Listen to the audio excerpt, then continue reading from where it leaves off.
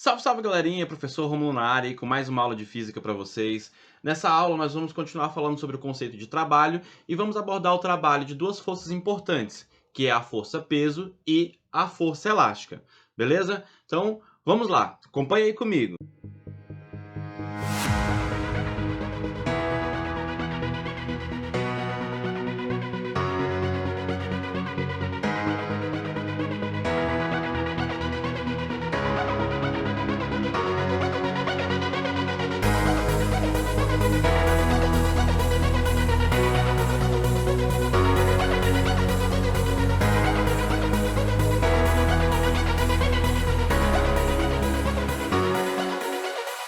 Vamos iniciar nossa aula, pessoal, falando aí do trabalho da força-peso, tá?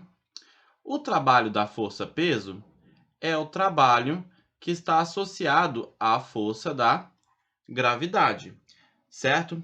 Vamos fazer a seguinte consideração. Eu tenho aqui uma superfície. Essa superfície aqui seria o solo na Terra, certo? E eu vou posicionar um objeto a uma certa altura do solo. Então vamos colocar aqui um objeto de massa m, beleza? Esse objeto ele está sujeito à ação da gravidade, né? E eu estou segurando este objeto nessa posição que está a uma altura h do solo. Esse objeto, ao ser solto, a força-peso passa a atuar sobre este objeto, fazendo com que ele desça em direção ao centro da Terra, né? A força-peso passa a atuar, fazendo aí uma força de módulo m vezes g. Beleza? Pela definição do trabalho, nós temos que o trabalho de uma força é igual a esta força vezes o deslocamento. Nós vamos utilizar esta mesma relação. Vou usar W para o trabalho. Vou colocar um Gzinho aqui, esse índice, para indicar que eu estou falando do trabalho da força-peso. E a força que nós vamos levar em consideração é a força gravitacional. É a força-peso do objeto. Então, aqui nós vamos ter peso vezes a distância que o objeto andou, e neste caso aqui, a distância que nós vamos considerar é a altura com que esse objeto está do solo. Então, aqui nós vamos colocar h. Então, esta é uma forma de representar o trabalho para a força-peso. Beleza? Bem, nós vimos também que o trabalho pode ser classificado como motor, o trabalho pode ser classificado como resistente, e eu posso estar falando de um trabalho nulo, beleza? Tudo isso depende da relação entre o sentido da força e o deslocamento, certo? O sentido e direção. Então, olha só, se este objeto desce, né? Se o objeto está aqui no movimento indo em direção ao solo, né? Ele está se deslocando para baixo, então o trabalho, a força-peso e o deslocamento têm mesma direção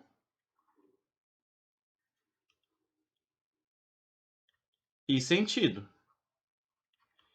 Isso caracteriza o trabalho que nós chamamos de motor, que é o trabalho positivo. Então, esta equação aqui, posso ter o trabalho positivo e posso ter também o trabalho negativo. Quando é que isso vai ocorrer? No momento em que eu pegar o meu objeto, vamos pegar aqui a referência do solo, vou pegá-lo e vou arremessar, né? Eu vou jogar, provocando nesse objeto um deslocamento ascendente, ele está indo para cima. Esse objeto, vamos pegar aqui uma posição na altura h, tá certo? Vamos pegar a intermediária, que esse objeto não vai estar subindo até atingir a altura h ali. Tá? Ele vai chegar até esse ponto aqui. Conforme o objeto vai subindo, a força-peso está atuando sobre ele, né? Então, olha só, a força-peso apontando aqui para baixo, e o deslocamento para cima. Então, nessa situação, eu tenho que a força peso e o deslocamento D, eles têm mesma direção, porém, os seus sentidos, o sentido da força e do deslocamento é oposto, beleza? Então, a força peso e o deslocamento têm a mesma direção e sentido oposto, certo? Vamos consertar aqui. Sentido oposto. Isso aqui caracteriza aquele trabalho que nós chamamos de resistente. E o trabalho resistente ele vai assumir um valor aí negativo, né? Menor que zero. Então, nós podemos acrescentar aqui na equação o sinal de menos. Então, pode ser positivo ou negativo o trabalho da força-peso. Isso vai depender aí se o meu objeto está subindo ou se o meu objeto está descendo. Beleza? De uma forma geral, nós podemos escrever a força-peso.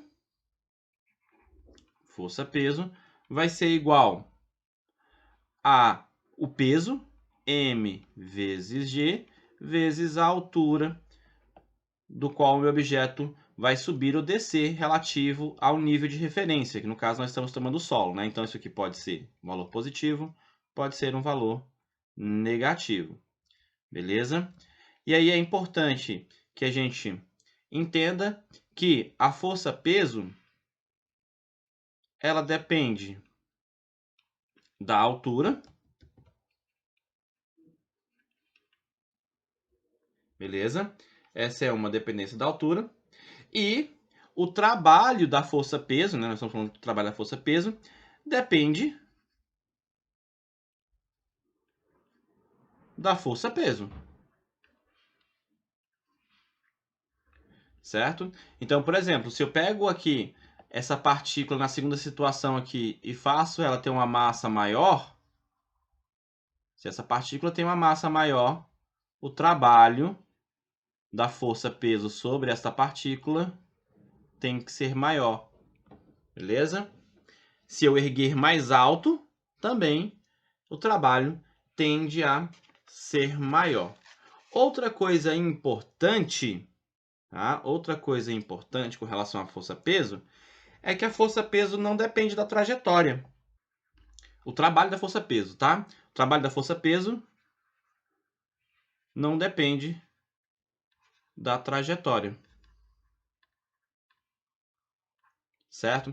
Então, por exemplo, se eu pego este ponto, né, este meu corpo aqui, e ele faz o seguinte caminho, né? Ele desce até o solo, fazendo esse caminho aqui, que eu estou chamando de caminho 1.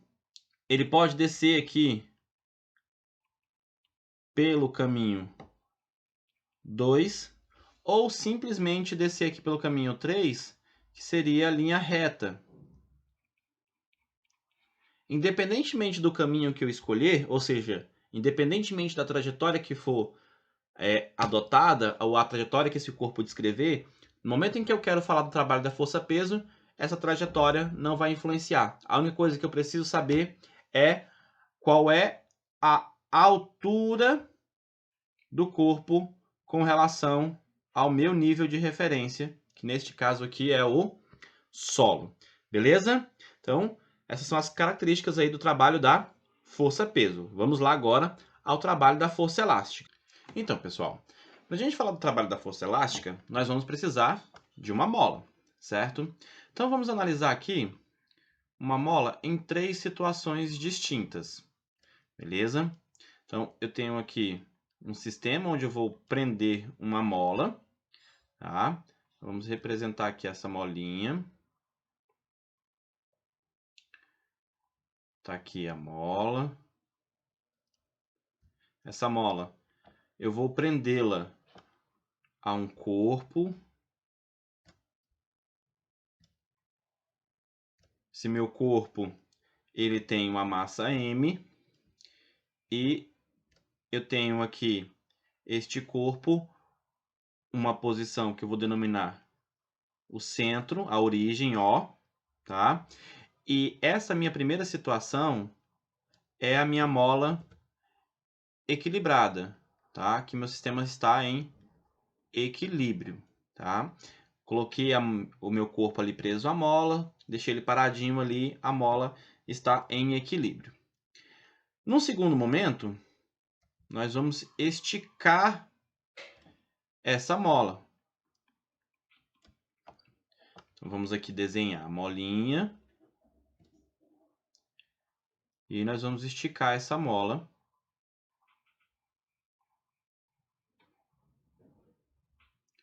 Fazendo aí o corpo ser deslocado da posição de equilíbrio, tá? Então, puxei a mola, certo? Então, aqui nós fizemos uma... a mola está alongada, né? Está esticada. Beleza? Bem, quando eu estico esta mola com relação à posição de equilíbrio, né? Vamos identificar aqui embaixo a posição de equilíbrio. Tá aqui a posição de equilíbrio. Essa mola foi deslocada de um tamanho aqui que nós vamos chamar X. Beleza? Da origem até esse ponto aqui que eu vou chamar de A. Essa mola deslocou X. Eu posso pegar essa mesma mola e comprimi-la. Beleza? Terceira situação. Vou comprimir a mola, sempre tomando com relação à origem.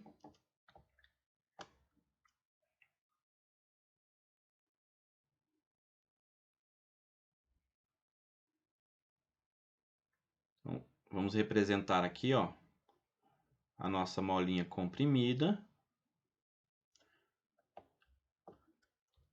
Meu bloquinho aqui agora.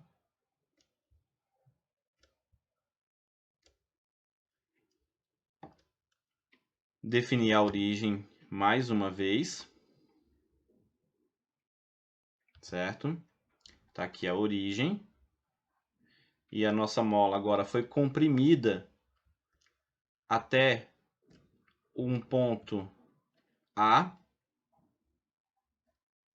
que eu vou chamar aqui de A', tá? Esse ponto A', só para dizer que foi à esquerda da origem. Aqui, nós comprimimos a mola com a mesma distensão X, tá? Então, nessa posição, a mola está comprimida.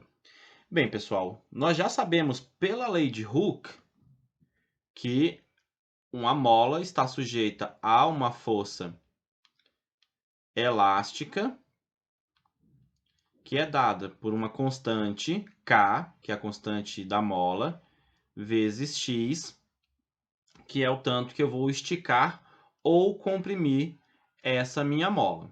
Beleza? Então, tá aqui a força. A força elástica é uma força que depende aí do quanto eu vou esticar ou comprimir a minha mola, tá certo? Então, por exemplo, na posição de equilíbrio, não tem força nenhuma atuando. Quando eu, agente externo, venho aqui na mola e estico ela, né? Eu estou puxando essa mola para poder alongá-la, a força elástica vai responder. Então, aqui sobre a mola, você tem uma força elástica que está aí, ó, fazendo uma força contrária àquele deslocamento, certo? Então, aqui, o deslocamento foi para a direita e a força elástica está apontando para a esquerda. Então, nós já podemos perceber que a força elástica pode ter trabalho positivo quando eu estiver comprimindo ou esticando, tá? Quando eu estou comprimindo a mola aqui, o que acontece? Olha só, na compressão eu estou empurrando a mola, fazendo uma força F, né? Tá aqui a força F, vou lembrar aqui, ó, que também tem a força F. estou comprimindo essa mola. Essa mola, por sua vez, vai fazer uma força empurrando, força elástica para a direita, certo? E o meu deslocamento nessa situação é para a esquerda. Então, o trabalho da força elástica também pode ser positivo ou pode ser negativo. Nessas duas situações, nós mostramos que o trabalho vai ser negativo porque a força de deslocamento tem sentidos opostos. Quando é que o trabalho será positivo? Quando, por exemplo, eu alonguei a mola, né? Aí essa força que estava aqui, ó, ela deixa de existir. Eu vou soltar a mola, ó. Quando eu soltar a mola, o que vai acontecer? A força elástica é a única força que passa a existir e o bloquinho vai ser puxado para a esquerda. Então, quando eu tiro a força F da jogada, a minha mola, ela realiza um deslocamento aqui, no primeiro caso, para a esquerda. Então, aqui vai ser positivo. Mesma coisa na segunda situação, quando a mola está comprimida. Se eu tirar o F da jogada, que é a força que eu estava fazendo para segurar o sistema, o deslocamento que a mola passa a ter aqui, ó, vai ser devido à força elástica para a direita, fazendo aí um trabalho positivo, certo? Como o trabalho da força elástica é o trabalho de uma força variável e nós aprendemos até o momento só calcular o trabalho para uma força constante, nós só vamos conseguir obter o trabalho da força elástica a partir de um gráfico, tá certo?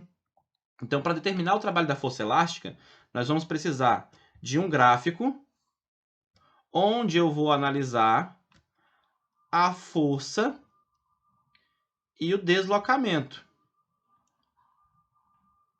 tá certo? E no caso de força elástica, vamos colocar aqui, nós já sabemos aí que é uma função do primeiro grau, certo? Que eu vou pegar aqui, ó, da origem, que seria a posição de equilíbrio, até um ponto X qualquer, tá certo? Então, aqui eu vou ter uma elongação, ou eu vou comprimir a mola aí de um valor X com relação à posição de equilíbrio. Isso aqui vai me gerar uma força elástica. E lembrando, né, a força elástica é da ordem de K vezes X. Isso aqui, então, representa a força elástica. Beleza? Módulo da força elástica. E como é que nós vamos obter o trabalho dessa força, então? Bem, o gráfico força por deslocamento, ele tem uma informação geométrica muito importante. A área sobre esta curva, tá? Seja para a força elástica ou para qualquer força, a área aqui ela é numericamente igual ao trabalho. Então, se nós fizermos o cálculo desta área aqui, nós vamos obter o valor do trabalho, tá certo? Então, aqui nós temos a área de um triângulo. Esta área é base vezes altura dividido por 2. Logo, o trabalho, então, né?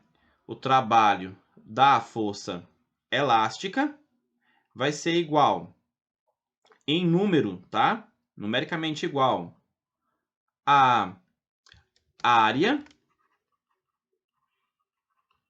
E nós vamos calcular, então, aí base vezes altura dividido por 2. Então, você tem aqui x vezes kx. Então, este trabalho vai ser igual a k vezes x dividido por 2. Isso aqui, então, vai fornecer para a gente que o trabalho da força elástica é da ordem de kx ao quadrado dividido por 2. E, como eu mostrei para vocês, esse trabalho pode ser positivo ou pode ser negativo, tá certo? Então, é dessa forma que nós vamos aí calcular o trabalho da força elástica. Lembrando mais uma vez que o cálculo da área de um gráfico de força por deslocamento vai fornecer para a gente um valor que é numericamente equivalente ao trabalho realizado por essa força. Pode ser uma força elástica nesse caso, ou pode ser por qualquer outro tipo de força que seja variável, você vai obter o trabalho calculando a área do gráfico. Beleza? Então, pessoal, era isso aí para a nossa aula de hoje. Muito obrigado pela atenção de todos e até a próxima.